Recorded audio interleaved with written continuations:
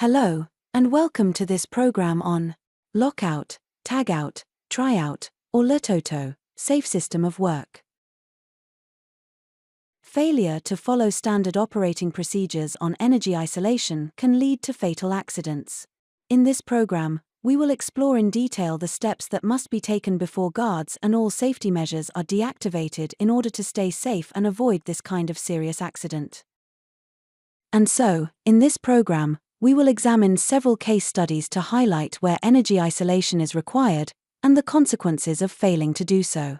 Then we will take a look at energy isolation principles, roles and responsibilities, and lockout, tagout devices. Then, finally, we will examine the key steps of this procedure, looking at LOTOTO, initial steps, LOTOTO, isolation, and LOTOTO, return to operation.